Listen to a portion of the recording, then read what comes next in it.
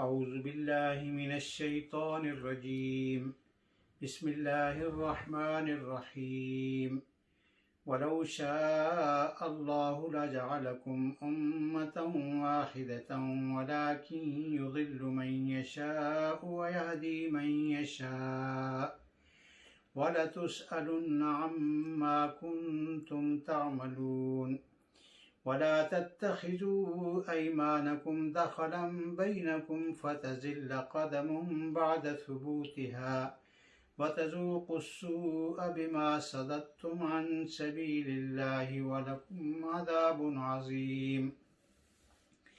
ولا تشتروا بعهد الله ثمنا قليلا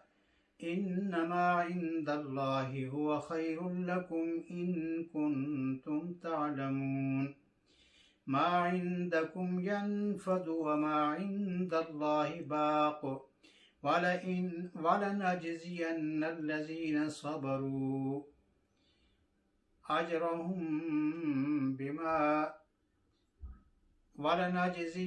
الذين صبروا أجرهم بأحسن ما كانوا يعملون صدق الله العظيم.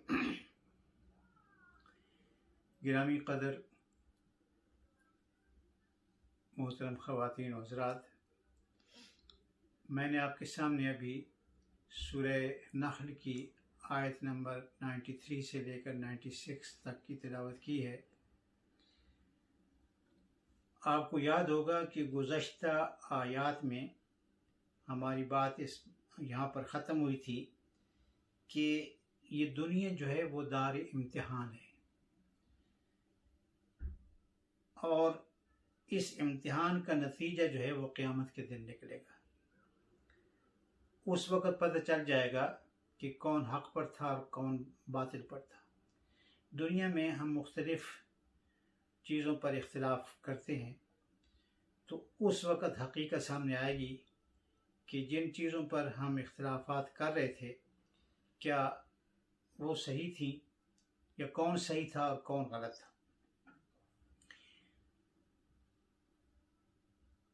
گزشتہ آیت میں یہ اس کا جو شان نزول تھا وہ میں نے نہیں بتایا تھا کہ اصل میں لوگوں نے جب حضور اکرم صلی اللہ علیہ وسلم کے ساتھ بیعت کی، یعنی کہ آپ پر ایمان لے آئے، تو اس وقت جو ہے نا وہ قسمیں کھائیں تھیں اور یہ پکا یقین دلایا تھا کہ ہم آپ کا ساتھ نہیں چھوڑیں گے. لیکن پھر مکہ کے جو لوگ تھے وہ ان کو مختلف طریقوں سے وہاں سیدھے راستے سے بھٹکانے کی کوشش کر رہے تھے. کچھ لوگ ان کو یہ کہتے تھے کہ تم واپس آ جاؤ، ہم تمہیں پیسے دیں گے، ہم تمہیں امیر کر دیں گے، اور کچھ لوگ ڈرا دھمکا کر بھی ان کو سیدھے راستے سے بھٹکانے کی کوشش کر رہے تھے. تو چونکہ نئے نئے ایمان والے لوگ تھے، کچھ لوگ جو ہے وہ ضعیف الایمان لوگ تھے، ان کے دلوں میں مختلف قسم کے وساوس جو ہیں وہ پیدا ہو رہے تھے کہ ہم ایمان سے واپس پھر جائیں. تو اللہ رب العزت نے ان کو یہ تنبیہ فرمائی کہ تم سیدھے راستے سے اگر ہٹ جاؤ گے تو یہ وعدہ کی خلاف ورزی ہوگی، اور وعدہ کی خلاف ورزی کرنا کوئی اچھی بات نہیں ہے. آپ کو معلوم ہونا چاہیے کہ جب ہم کلمہ پڑھتے ہیں لا الہ الا اللہ محمد الرسول اللہ، یہ کلمے کے دو جز ہیں جس میں ہم اقرار کرتے ہیں کہ اللہ تعالیٰ کے سوا کوئی عبادت کے لائق نہیں، اور دوسرے کلمے کے جز میں ہم یہ اقرار کرتے ہیں کہ حضرت محمد الرسول اللہ صلی اللہ علیہ وسلم اللہ کے رسول ہیں. تو یہ ایک قسم کا ایک معاہدہ، ایک قسم کا عہد ہے جو ہم اللہ اور اس کے رسول کے ساتھ صلی اللہ علیہ وآلہ وسلم کے ساتھ کرتے ہیں. تو آپ اندازہ فرمائیں کہ ہم تو مسلمانوں کے گھر میں پیدا ہو گئے، اس لیے ہم مسلمان کہلاتے ہیں. ہمیں پتہ ہی نہیں کہ یہ کلمہ پڑھنے کے بعد ہم پر کیا ذمہ داریاں عائد ہوتی ہیں. وہ لوگ یہ سمجھتے تھے. اسی وجہ سے وہ جو لوگوں کی سمجھ میں آئی کہ بھائی یہ کامیابی والا راستہ ہے تو وہ تو ایمان لائے اور پکا ایمان لائے۔ اور جو سمجھتے تھے کہ یہ ہم اس پر پورا نہیں اتر سکیں گے تو وہ ایمان نہیں لاتے تھے، بلکہ وہ اس سے اختلاف کرتے تھے اور شدید اختلاف کرتے تھے۔ تو گویا کہ جب ہم ایمان لے آتے ہیں، کلمے کا اقرار کر لیتے ہیں، تو ایک سرکل میں ہم آ جاتے ہیں۔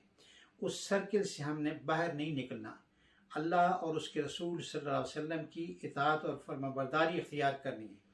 اب آپ اندازہ فرمائیں کہ اسلام میں جھوٹ بولنا منع ہے، تو اگر ہم اسلام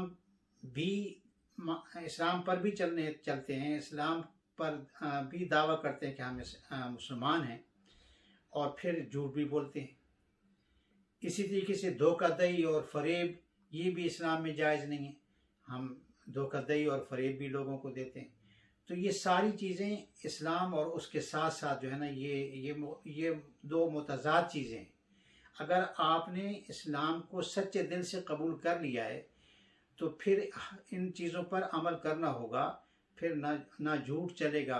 اور نہ دھوکہ فریب، یہ کچھ بھی یہ نہیں چلے گا،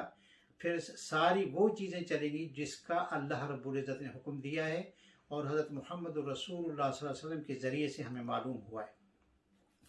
تو بہرحال یہ جو آج کی جو آیات کریمہ میں نے آپ کے سامنے تلاوت کی ہیں، اس میں اللہ رب العزت کا ارشاد ہے کہ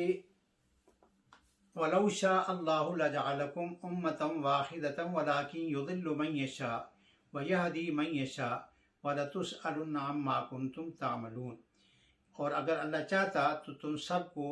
ایک ہی امت یعنی ایک ہی دین کا پیرو بنا دیتا، لیکن وہ جس کو چاہتا ہے اس کی ضد کی وجہ سے گمراہی میں ڈال دیتا ہے، اور جس کو چاہتا ہے ہدایت تک پہنچا دیتا ہے اور تم جو بھی عمل کرتے ہو اس کے بارے میں تم سے ضرور باز پرس ہوگی۔ اس کا مطلب یہ ہے کہ اللہ رب العزت کی یہ منشا نہیں ہے کہ انسان کو وہ زبردستی جو ہے نا وہ کسی راستے پر چلائے۔ اگر اللہ کی یہ مرضی ہوتی تو اللہ رب العزت سارے کے سارے لوگوں کو ایک ہی راستے پر چلاتا، لیکن دنیا میں بھیجنے کا مقصد ہی یہ ہے کہ دنیا میں انسان کو بھیجا گیا، اس کو عقل بھی دی گئی اور اس کو پھر اختیار بھی دیا گیا کہ اپنی عقل کے مطابق صحیح اور غلط کا فیصلہ وہ کرے۔ لیکن یہ ضرور ہے کہ اللہ رب العزت نے بہت سارے انبیاء بھیجے اس دنیا میں اور بتایا گیا کہ یہ راستہ سیدھا ہے اور یہ راستہ ٹیڑھا ہے، غلط ہے، تو اس راستے پر چلو گے تو کامیاب ہوگے اور اس راستے پر چلو گے تو ناکام ہوگے۔ تو لہٰذا یہ انسان کو اللہ رب العزت نے عقل بھی دے دی، اختیار بھی دے دیا۔ اب انسان اپنے اختیار سے ایک راستہ اپنائے گا، تو اگر وہ اپنے اختیار سے سیدھا راستہ اپنائے گا تو اللہ رب العزت اس کو کامیابی عطا فرمائیں گے اور قیامت کے دن اس کا بہترین اجر ملے گا۔ اور اگر وہ غلط راستہ اختیار کرے گا تو پھر قیامت کے دن اس کو اس کی سزا ملے گی۔ تو اصل میں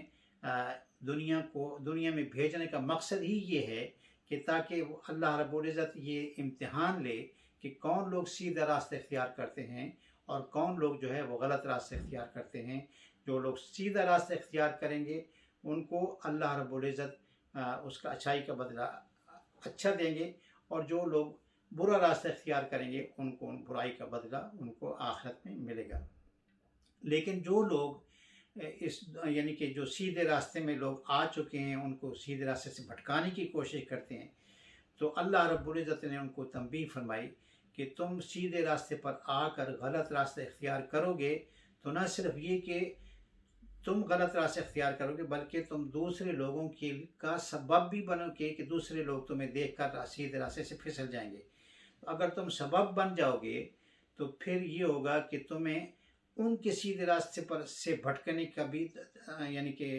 گناہ تمہیں ملے گا، اور اس کی سزا تمہیں آخرت میں بھی ملے گی اور دنیا میں بھی ملے گی۔ تو لہٰذا یہاں یہ بتایا جا رہا ہے کہ وَلَا تَتَّخِذُوا أَيْمَانَكُمْ دَخَلًا بَيْنَكُمْ فَتَضِلَّ قَدَمٌ بَعْدَ ثُبُوتِهَا وَتَذُوقُوا السُّوءَ بِمَا صَدَدتُّمْ عَنْ سَبِيلِ اللَّهِ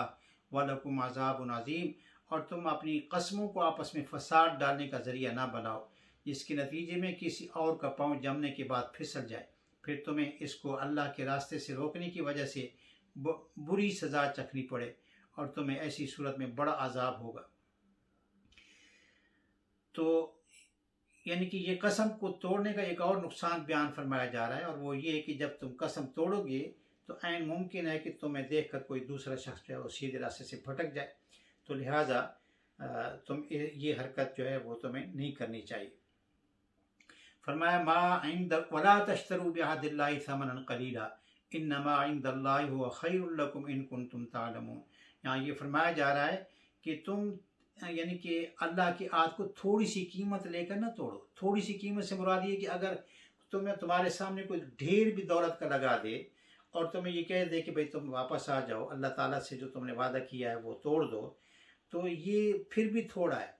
اس کا سبب یہ ہے کہ جو کچھ آگے اگلی آیت میں فرمایا جا رہا ہے کہ جو کچھ تمہارے پاس ہے وہ تھوڑا ہے اور وہ ختم ہونے والا ہے، یہی دنیا میں رہ جائے گا، اور جو اللہ کے پاس ہے وہ بہت زیادہ ہے اور وہ ہمیشہ رہنے والا ہے، یعنی کہ اس کا جو تمہیں اجر جو ہے وہ قیامت کے دن ملے گا،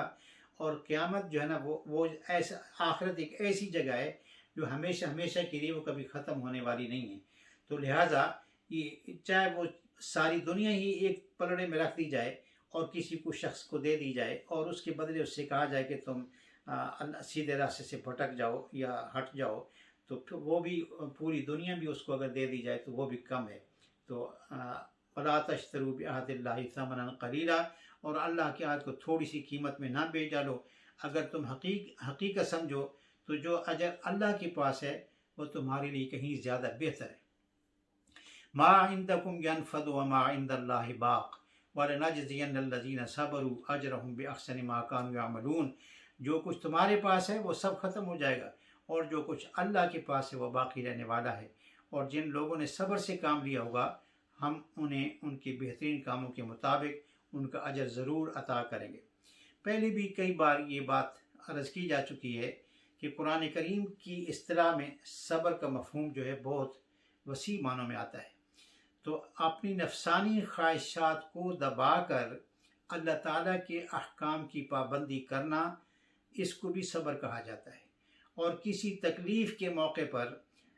اللہ کے فیصلے پر کوئی شکایت نہ کی جائے تو یہ بھی صبر ہے۔ تو اللہ رب العزت سے دعا ہے کہ وہ ہم سب کو سیدھے راستے پر چلنے کی توفیق عطا فرمائے، اور جب اللہ رب العزت نے ہمیں یہ جو نعمت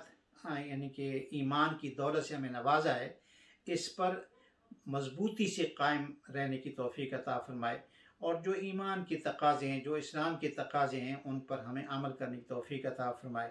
قرآن مجید کو صحیح پڑھنے کی، اس کو صحیح سمجھنے کی اور اس پر عمل کرنے کی توفیق عطا فرمائے۔ وآخر دعوانا ان الحمد للہ رب العالمین۔